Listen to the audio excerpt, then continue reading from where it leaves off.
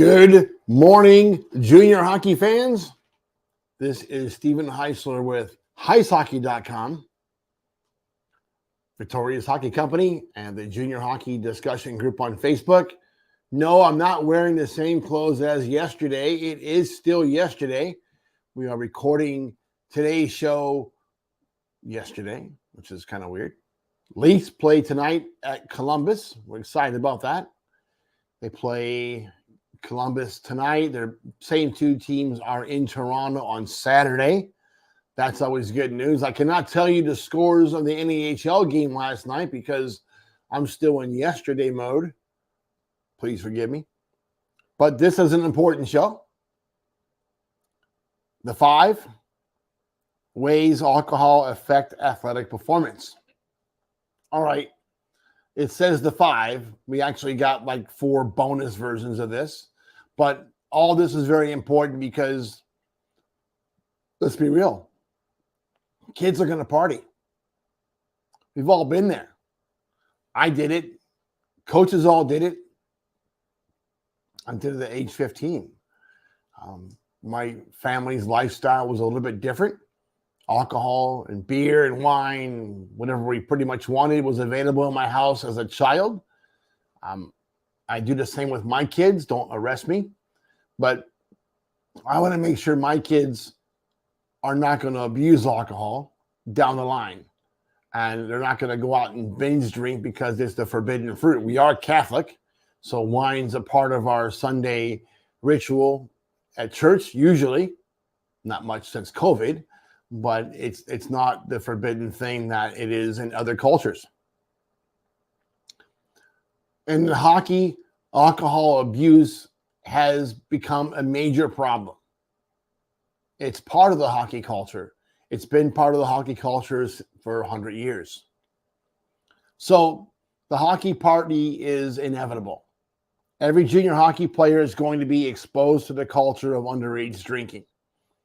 We can ask that they don't do it. We can ask and tell a kid, if I hear about you doing it, you're going to go home. All those threats are completely irrelevant because no matter what, you could be on the best team with the best culture. I mean, unless you're at a Christian school or I don't know about Liberty, but these things happen. And especially for some reason within hockey, it's a major part of the culture. Regardless, there are always going to be consequences for these kind of choices. The parents and coaches may not find out, but your body is always going to deliver its own punishment for the choices to join the party. Today's 5 gets into the science of those consequences. I am not a scientist. I failed science at least once in high school. I had to do it over again. So I'm not that guy. But I know a few things about body consequences. I'm a cancer survivor. I went through intense immunotherapy and am living with the side effects of that ever since. So I get it. And I get what's going to happen to the players or what's happening to players after one of these parties. And you can often see it on the ice. You wonder what happened to those guys. They were so great last weekend. Why are they horse poop tonight? If they went out after a game on Friday night after a big win and they come back and lose 10-0 the next night, you kind of know what happened. Not all the time, but most of the time. Number 1, endurance. Your body needs blood sugar for energy. The liver produces this when it releases glucose into the bloodstream. Alcohol also affects how you absorb nutrients such as zinc, energy and metabolism, vitamins B1 and B12 for oxygen transport. Alcohol can affect the production of ATP. This is the energy source for your muscles. To perform to the best of your abilities, it's best not to drink alcohol in the 48 hours before any sporting event. But if you do consume alcohol in this period, keep it to 1 or 2 units and drink lots of water to help keep you hydrated. Most of you guys already know this. Don't do this before a game. Sometimes things happen. Consequences and young men are also often like oil and water. They don't realize consequences, don't think about consequences. That problem really plagues our society. Number 2, reduced aerobic performance. Alcohol reduces your body's ability to convert food to energy. It also reduces carbohydrates and blood sugar levels. These and lactate acid buildup and dehydration combine to reduce aerobic performance. You need to perform. You have to go out and be able to skate 45-second shifts and not let off the gas. You sit for 90 seconds and go do it again. If you went on a binger the night before, your body's going to tell you one word and one word only: no. Period. It's just going to shut down and tell you you're not doing this. You can't do this. Number 3, slower reactions. Alcohol is a sedative. It can affect your sports performance for up to 72 hours after you have finished drinking. Drinking alcohol will mean poorer hand-eye coordination and slower responses. We've seen it. Goalies after a party, not pretty. Wow, that puck usually goes into the glove. Well, how did it get to the back of the net? How come you missed that pass? It was right on the tape. These are issues with explanations, especially for players that usually are on point all the time. But for some reason, on this particular morning, after a party, you can't even take a pass. Recovery. Alcohol's effect on sleep can reduce the amount of human growth hormone in your body. HGH is a part of a normal muscle building and repair processes. Alcohol can also reduce testosterone. You need this for muscle development and recovery and other things. Keep it up. You can literally drink away your opportunities. Number 5, muscle cramps. During exercise, your muscles burn sugar. This produces lactic acid. Too much lactic acid leads to muscle fatigue and cramps. Drinking alcohol 24 hours before training or competing increases the lactic acid. This increases your risk of getting muscle cramps.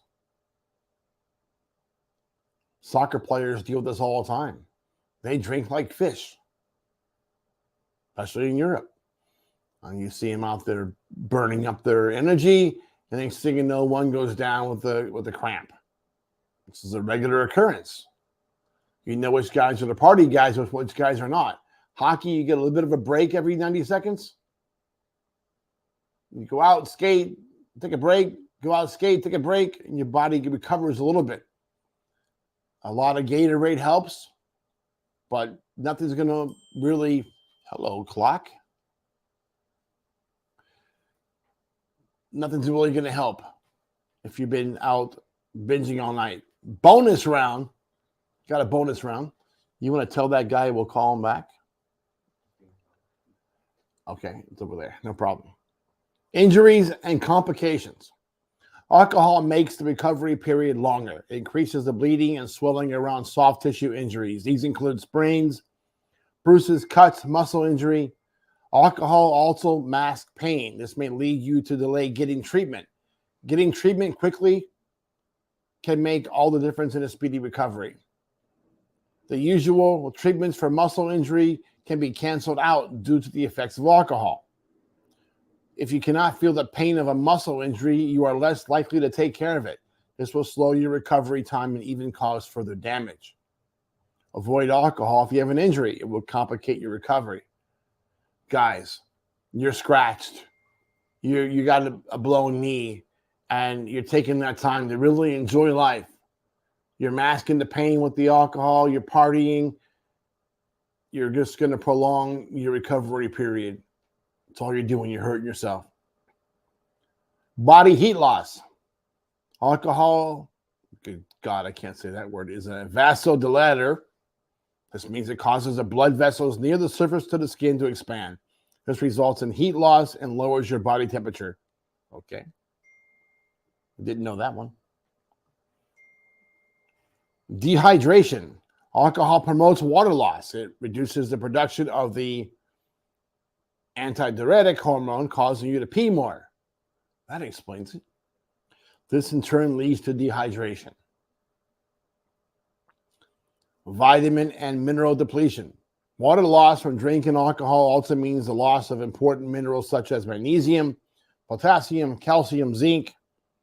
These help maintain nerve and muscle action and coordination. So, in the end, make a decision. I had to make a decision. I think most elite athletes have to make decisions. What do you want to do? Is this hockey dream about having fun? Do you want to play tier 3 as a 20-year-old? Do you want to play college hockey in the ACHA D3, D2? Not bad hockey at D2. But your growth from where you are now to where you want to be is going to largely depend on your behavior. Yes, these parties are going to happen. It's inevitable. Don't overdo it. 1 or 2 drinks and switch to soda, water, mineral water, or something else. Don't damage your career for having a good time. You can have a good time at these parties and these events and socialize with your buddies and the girls without being stupid. Don't overdo it. Cap yourself at 2 drinks. That's it. Take 2 and you're done. And switch to water. Pour water in your red Solo cup. No one's gonna know. Your body will know later on if you don't. You will pay for those choices if you don't. All right, folks. Friday. That's it for today. We'll see you on Monday with the North American Hockey League report, the most popular show of the week for some reason. I don't know why. People just eat that up. Go figure. All right.